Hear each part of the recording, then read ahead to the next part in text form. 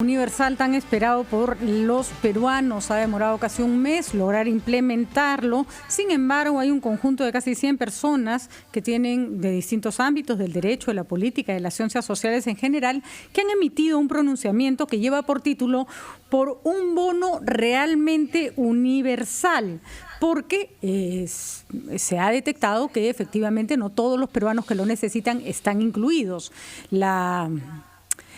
La idea era hacer una selección inversa, es decir, no darles a todos, sino sacar a aquellos que tenían ingresos, pero parece que se les pasó la mano con esta selección. Marisa Glave con nosotros, una de las impulsoras de esta iniciativa, nos explica de qué se trata el problema y cuál debe ser la solución. Marisa, ¿cómo estás? Muy buenos días, gracias por acompañarnos. Bienvenida.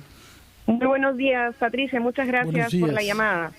Bueno, explícanos un poquito qué ha pasado, porque hay que decir que era un esfuerzo importantísimo del gobierno del bono universal, pero es verdad que si sigue no llegando a las personas necesitadas, son soluciones que no que resultan a medias.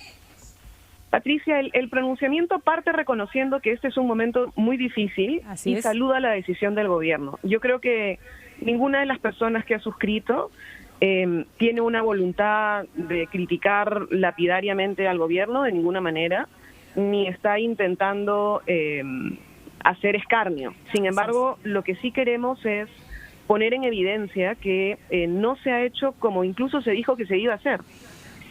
Si tú recuerdas, Patricia, el anuncio del presidente era precisamente lo que tú has señalado, hacer una lista general de todas las familias y retirar únicamente a las que por ingresos económicos no necesitaran el recurso. Efectivamente. Sin embargo, lo que hemos tenido es un proceso escalonado de elaboración de listas. O sea, hemos tenido una primera lista, que fue la de Yo me quedo en casa, luego hubo una segunda lista de trabajadores independientes, luego hubo una tercera lista de trabajadores y personas del mundo rural, el bono rural, y cada una de estas listas ha tenido una metodología diferente de confección, Patricia, una focalización no inversa, sino más bien de identificar. Es decir, quiero identificar a quienes son independientes, quiero identificar a quienes están en el mundo rural, quiero identificar a los extremadamente pobres. Estos procesos de identificación han ido dejando en zonas grises a muchísimas personas, o sea, han ido perdiéndose, han ido quedando invisibilizados un conjunto grande de personas y de familias. ¿Nos puedes precisar, Marisa, cuáles serían algunos ejemplos? A ver, por ejemplo, no han tenido la misma metodología para identificar familias, y ese es un problema. Una cosa es la decisión final de decir que las familias universales sean las del censo, que sería lo más sensato, y que quienes no están formalmente incluidas dentro de una de las familias puedan recibir de manera individual el bono. Pero no todos han tenido esa calificación. Ayer he identificado 2 casos que están formalmente dentro del padrón del bono independiente, es decir, son personas que figuran como si fueran una familia que recibió el bono independiente, pero son personas que no son parte de esa familia y son personas que en el censo no estaban, ni siquiera fueron censadas con la familia que supuestamente ha sido beneficiaria. ¿Me entiendes? Más o menos, sí. O sea, la idea era beneficiar familias y están beneficiando a personas que no conforman un grupo familiar. No, están ampliando. Imagínate que tu familia tiene 3 personas, pero en el padrón aparece con 6. Hay otras 3 personas que no son parte de tu familia, que en realidad son otra familia.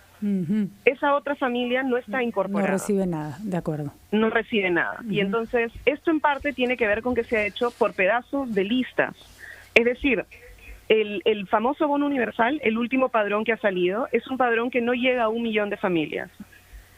El último, ¿no es cierto? Porque lo que se está diciendo es que en realidad el bono universal es la colección de todas las anteriores más esta nueva lista. Entonces, ahí estamos dejando filtros, estamos dejando espacios grises.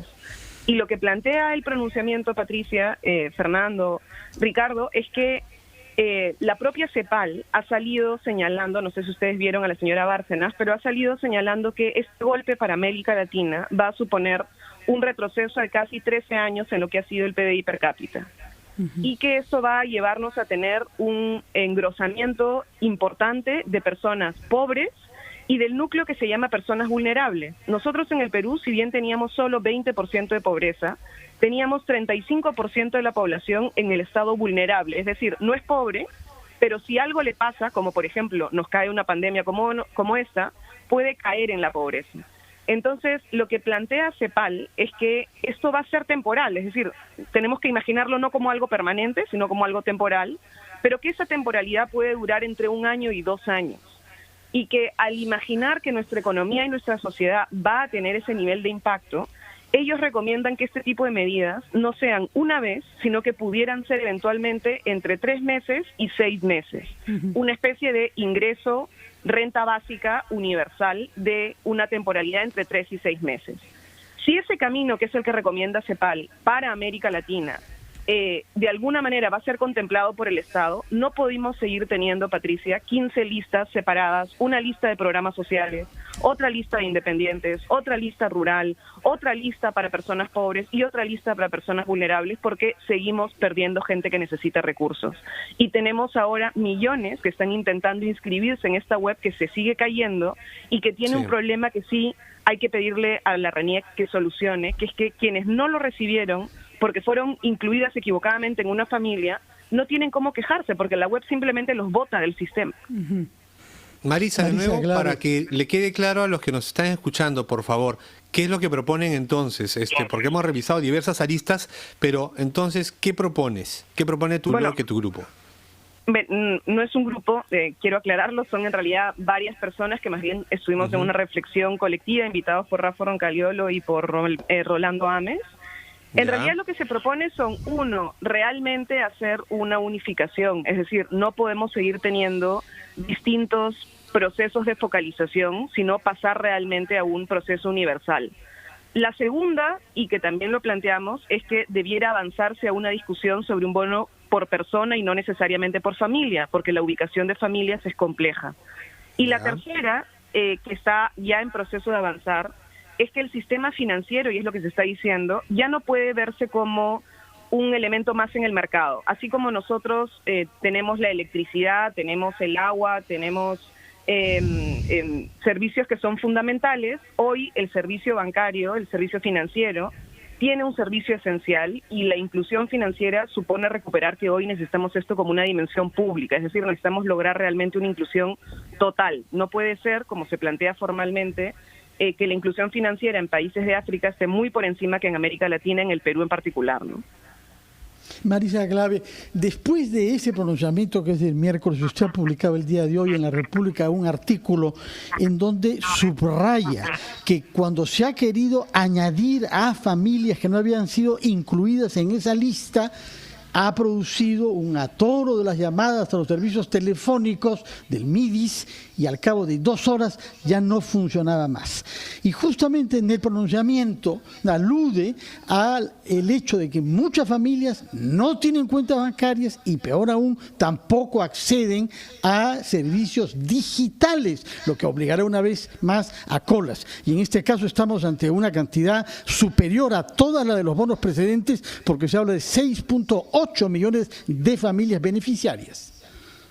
Mira, Fernando, 2 cosas. El caso del que hablo es un caso muy doloroso. Ella es una madre soltera, tiene 2 niños, no tiene nada en este momento. Ella incluso está empezando a tener deudas, evidentemente, porque no tiene ningún ingreso. Ella trabajaba en limpieza y perdió el trabajo, evidentemente, en cuanto empezó la cuarentena. Esta persona no figura en la lista, pero no solo no figura, sino que se colapsó, como dices tú, el sistema, y en la noche de ayer logramos ingresar su nombre en el nuevo sistema y ocurrió que simplemente no dejan que se registre su familia. Y entonces ahí están los problemas de registro que también tiene RENIEC. Sobre el 6.8 millones, Fernando, tienes toda la razón. Hay 6.8 millones de familias que sienten que necesitan la ayuda, que escucharon al presidente decir que necesitan la ayuda, pero este padrón, el padrón que han inscrito del bono universal, no tiene ni 1 millón de familias. Entonces tenemos muchas personas, por ejemplo, de programas sociales. Y su millón que se añade a las listas que se habían elaborado antes, ¿no? Del bono rural. Exactamente. Sí. Y entonces lo que tenemos es una distancia entre lo que dijo el presidente y la suma de todos los padrones, que nos deja un universo de cerca de 1 millón o 2 millones de familias que no están formalmente incluidas. Vamos a ir a una pausa. Marisa, discúlpeme un ratito, porque creo que el asunto clave es que si no se focaliza hoy a las personas que necesitan, esto se va a seguir repitiendo conforme se sigan dando bonos o ayudas que por supuesto se van a tener que dar porque esto no acaba en 1 o 2 meses. Vamos a una pausa, Marisa, y hablamos de ese problema.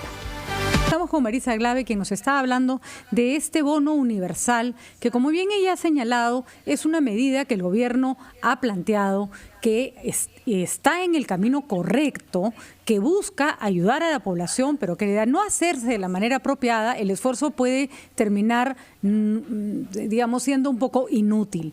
La focalización inversa, Marisa, tenía una razón muy precisa, y era que era mucho más sencillo sacar a quienes sí tenían un ingreso que ir buscando quienes no tenían, porque sabemos que es una población incluso a veces muy difícil de identificar en términos económicos porque son informales, porque tienen trabajos esporádicos.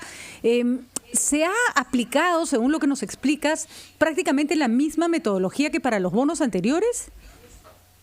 Patricia, el problema que tenemos es que al sumarse los bonos anteriores y no quedar claro cuál es la metodología de esos bonos anteriores y a quienes volvieron supuestamente beneficiarios, porque como es familiar y no personal, yo puedo estar incluyendo un conjunto de familias que no necesariamente lo son. Ahí tienes un primer problema. Y en el segundo problema, la manera en la que han constituido las listas, Pati, está dejando mucha gente fuera. Lo que tú has dicho al comienzo, antes de que fuéramos a la pausa, es central. Esta decisión del gobierno, lo más probable es que no se aplique una única vez.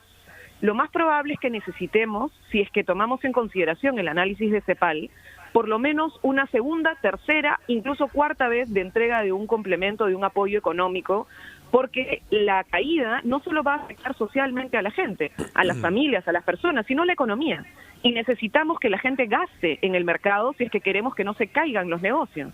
Entonces hay que inyectar la economía de alguna manera, y la mejor manera es a través del consumo de la gente, y que no pare el consumo de las familias. Entonces es fundamental que el gobierno corrija los errores que está teniendo, porque el problema hoy no es que se filtre 1, 2, incluso 50.000 familias que no necesitan realmente el beneficio. El problema hoy es que se excluya a 100.000, 200.000 o a 1 millón de familias que sí necesitan el beneficio. Además, entonces estamos en este momento justo en ese escenario, excluyendo a quienes sí necesitan el beneficio. Hay varios términos ahí difíciles, Marisa, y que no solo se trata de reactivar el consumo, sino que la gente se queda sin qué comer. No solo no entra la economía al mercado, sino que además la gente literalmente se queda sin qué comer. Y me imagino que en estos momentos los tradicionales conceptos de pobre, no pobre van a cambiar. Pienso... Se trastocan totalmente, sobre todo su identificación. Así es. Pienso, por ejemplo, y hemos expresado nuestra solidaridad temprano con todos nuestros amigos de la República, que por razones, obviamente, que tienen que ver con los problemas que están pasando las empresas, han perdido su trabajo. Me imagino que ellos no figuraban en un padrón que necesitaban ayuda. Sabe Dios si de ahora en adelante se queden sin ingresos y tengan también que recibir esa ayuda, ¿no? Entonces, es la conformación de quienes tenían trabajo versus los que ya no van a tener va a ser muy rápida, sí, efectivamente, ¿no? Pero hay que añadir un tema ahí, Patricia, sobre el tema de entregar el bono como familia y no como ciudadano o ciudadana. Por ejemplo, los familiares de algunos de los trabajadores de la República, que como tú has dicho, ayer han perdido de manera brutal, diría yo, el trabajo, porque ha sido súper intempestivo, y no solo hay que expresar solidaridad con ellos, sino revisar cómo van a ser los mecanismos de las empresas para terminar las relaciones laborales. Las familias de estos trabajadores no podían ingresar al bono. O sea, imaginemos que una periodista logró mantener el trabajo en la República hasta ayer, pero su pareja no, y su hija mayor tampoco, y tiene 2 niños menores más. Entonces, ese núcleo, ese hogar, no está incluido en el bono porque una persona tenía trabajo, pese a que los otros no tenían trabajo, pero había una persona que sí. Entonces, al mantener el bono por familia y no por persona, puede suponer que hayan personas dentro del núcleo que han perdido el trabajo, pero que no los hace acreedor de un bono. Claro. Y si es parte del problema de cómo estamos terminando de definir este apoyo, que algunos incluso señalan deberían también pensarse como, bueno, hay que tener seguros de desempleo, que es parte de lo que también que habría que pensar, dado que hoy va a ser muy volátil el empleo por las precariedades en las que las propias empresas están entrando, ¿no? Marisa Aglave, antes de que nos venza el tiempo, usted comenzó elogiando esta iniciativa del gobierno y el pronunciamiento alude a los errores que han cometido. Uno de los cuales se dice es que las listas están constituidas sobre la base de diferentes ministerios. ¿Qué errores deben ser superados para que esta buena idea, según usted, pueda materializarse de la manera más rápida posible? Porque ya vienen pasando varias semanas. Bueno, esta primera entrega ya tiene todos los errores que hemos visto, pero lo que es fundamental es hacia las siguientes, es que no puede seguir existiendo confecciones parciales por sector. O sea, tiene que pasarse realmente a una lista universal en base a la RENIEC, a la lista de los DNI y no a parcialidades que se han ido conformando. La segunda cosa es que hay que evaluar la posibilidad de que hayan bonos personales, Fernando, porque las complejidades y las situaciones de las familias son permanentes. La familia no es una unidad estable. Incluso el censo del 2017 no nos va a dar una foto real de los tipos de familias que tenemos hoy en el 2020. Entonces tenemos que entender también que a veces eso está generando problemas. Incluso en el informe de CEPAL también se plantea recoger las ideas de los bonos pueden incluso partirse, ser un poco menores, pero adjudicarlos a las personas de manera individual. Y la tercera es la universalización de las cuentas bancarias, ¿no? O sea, salió el último decreto que ustedes creo también ya analizaron, pero necesitamos pasar de una manera agresiva a la incorporación financiera.